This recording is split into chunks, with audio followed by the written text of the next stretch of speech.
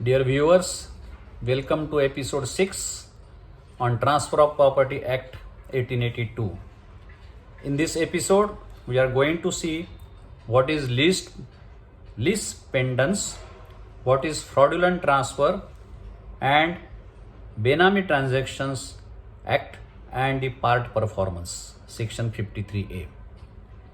Now, section 52, which deals with lease pendants doctrine, it says that during the pendency of suit in any court, the property cannot be transferred by any party to the suit so as to affect the rights of any other party thereto under any decree or order which may be made, except under the authority of the court and on such terms as the court may impose.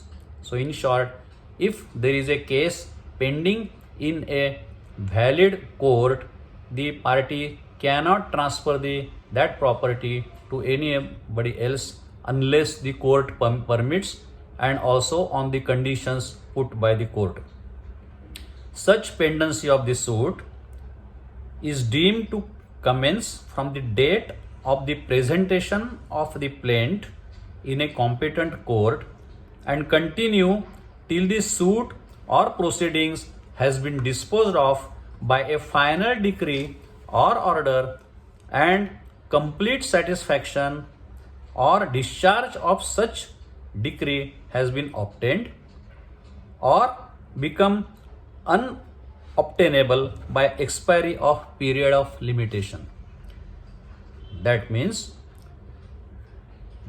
if the beginning of this pending of the suit in a court is when you file a complaint or plaint in a competent court, and it ends when either the expiration of limitation period to appeal or something has exhausted or a complete decree or order is issued by the court. So principle is nothing new should be introduced in a pending litigation.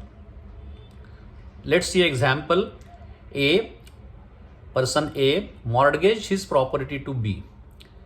B filed a suit against on A and obtained a decree of sale because he didn't pay the mortgage money. While the decree was being executed, the A leased the property to X for 10 years. As the lease to X was affected by Rule 52 of lease pendants, the court held that the ultimate purchaser of the property was entitled to evict X. Now, let's go to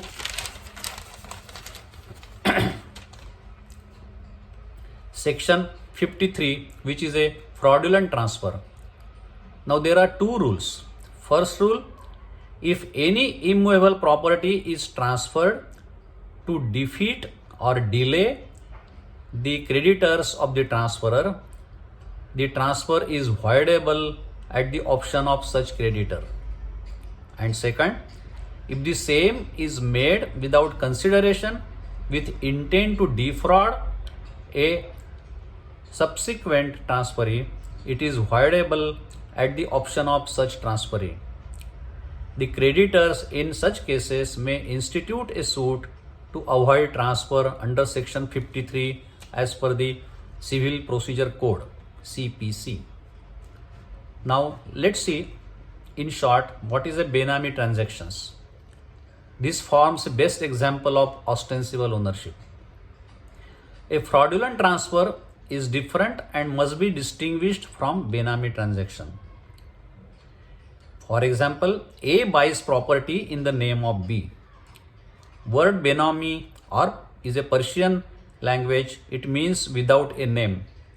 In such transactions, the real beneficiary is not the person in whose name the property is purchased. In order to curb such transactions, Parliament passed a Benami Transactions Prohibition Act in year 1988.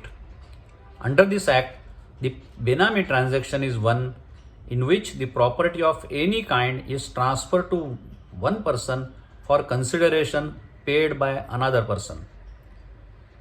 The said act prohibits Benami transactions and the punishment is imprisonment up to 3 years or fine or both.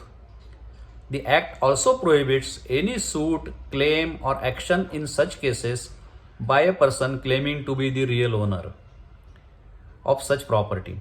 So the real owner cannot sue the owner of such property at later stage. The said act also provides that all Benami properties can be acquired by the government without payment of any compensation. Now let's see example. Person A, being in some embarrassed circumstances, wished to convert his property into cash so as to conceal it from his creditor. B, though aware of the A's objective of this concealment from his creditors, assisted him by purchasing it. The sale is voidable under section 53 of fraudulent transfer. Now in this case, A wanted to conceal from his creditors that he owns a property. He wanted to transfer it to person B. B was aware of this, that what A wants to do and his intentions. However, he assisted him by purchasing the same property. So this transaction comes under fraudulent and is voidable. Now let's see what is section 53A, which is a part performance. We shall touch briefly into this aspect. It says, where any person contracts to transfer for consideration any immovable property by writing signed by him, and the transferee has in part performance of the contract taken possession of the property and is willing to perform or has performed his part of the contract, then the transferor is debarred from enforcing against the transferee any right in respect of such property, even if the instrument of transfer has not been completed in the manner prescribed. For example, say attestation is incomplete or something.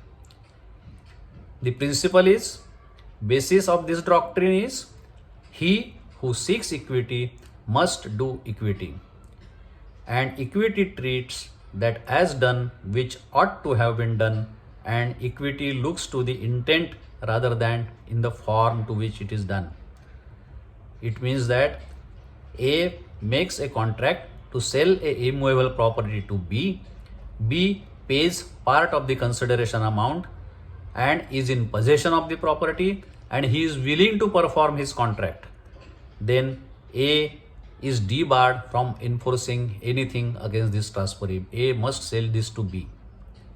We stop here, and with this we complete the basic concepts of property of transfer, and next episode I intend to start with sales. Thank you very much. For any difficulty, please contact me at my email address sdbapat@gmail.com. Thank you very much.